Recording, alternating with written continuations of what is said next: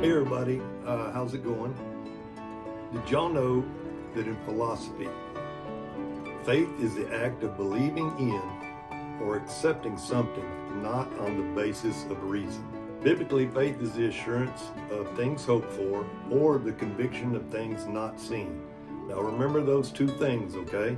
Accepting something that's not the basis of reason and conviction of things not seen. All right, let me read to you from Matthew chapter 2.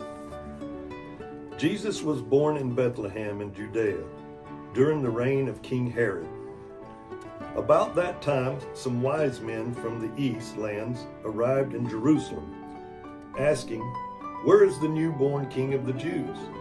We saw his star as it rose, and we have come to worship him." King Herod was deeply disturbed when he heard this, as was everyone else in Jerusalem.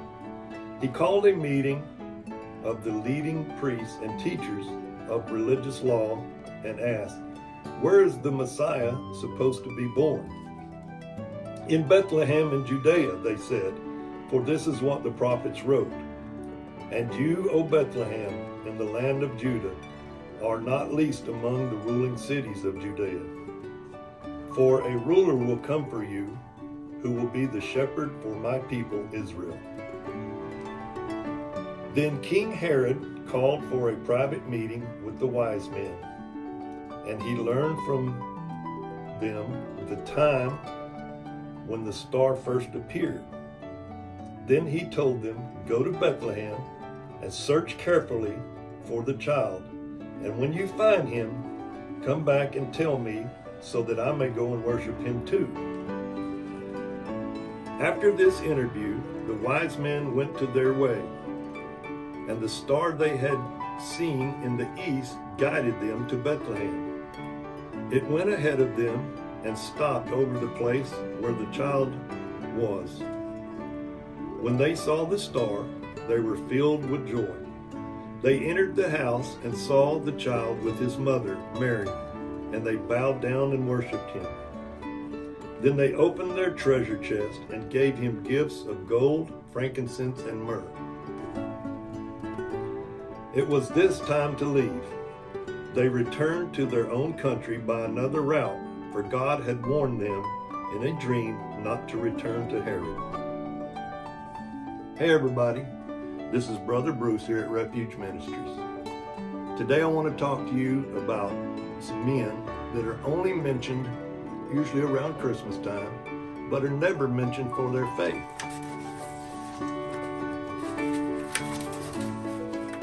Most characters in the Bible didn't have time or knowledge to build a relationship of faith with Jesus Christ that we do today, but they established faith from hearing about the miracles he performed.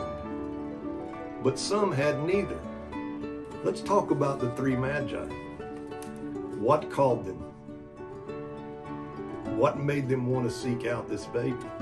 How did they know the importance of what they were going to do? Something inside of them said, "Let's leave home on foot or by camel and begin an unknown journey that would take 2 to 3 years before arrival.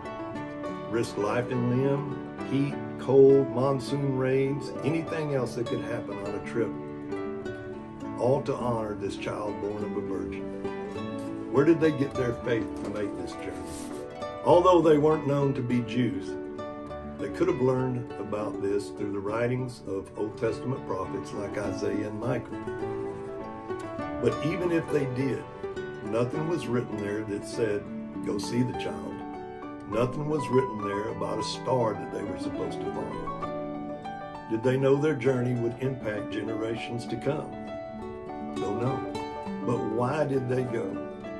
Has the Spirit ever told you to act on something that strong? If it did you? Or did you come up with all kinds of reasons why you just couldn't do it at that time? I think I was called to seek a strong relationship with Jesus and this church to impact the future of my grandchildren and my children. But I know I didn't know I was being called at that time, but I think I can see it now. I know for sure my calling was definitely the conviction of things not seen, because it wasn't much for me, but for my family and the generations of my family. Maybe I've influenced others by being here, who knows? But as we celebrate this holiday season, think of this. If God called you right now, is your faith strong enough to see through, even if you can't see any benefits to yourself? Is your faith strong enough to impact generations to come? I hope all of you have a great Christmas, and may God bless you.